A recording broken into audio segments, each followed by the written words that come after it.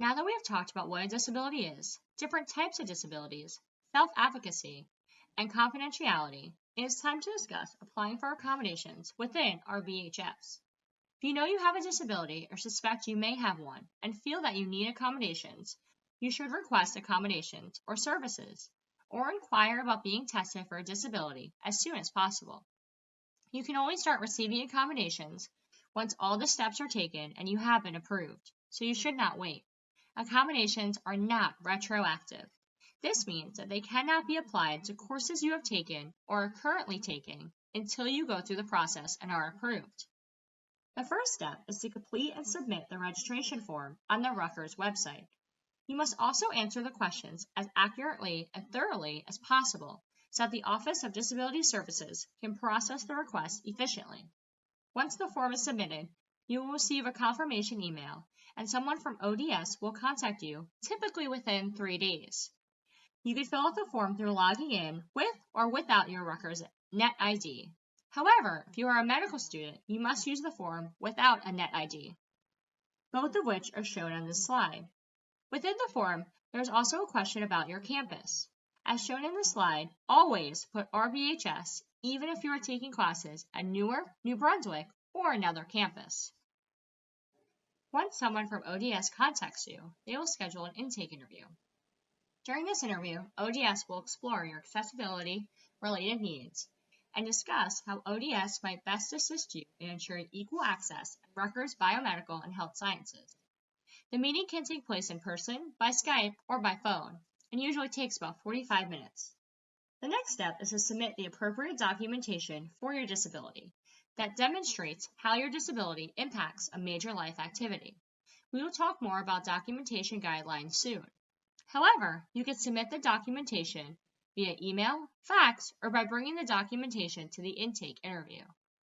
After the intake, ODS will consider the information from the interview and the documentation to decide if the requested accommodations are appropriate, reasonable, and supported by the documentation. This information will be presented at a case review meeting as well, consisting of other ODS professionals from Rutgers, where the appropriate accommodations will be determined. If necessary, your program will be consulted to ensure that your accommodations do not alter your program's essential requirements. You will then be informed when a decision has been made. Your accommodation request may be approved, more information may be needed, or the application may not be approved, and you will be informed why. More information on applying for accommodations can be found on the Rutgers ODS website and the RBHS ODS Student Handbook. Both of these links have been included at the end of the presentation on slide 16, which is called Rutgers Resources. When you do apply for accommodations, you will need documentation that demonstrates you have a disability and its impact on a major life activity. A combination of the following forms of documentation will help support your accommodation requests.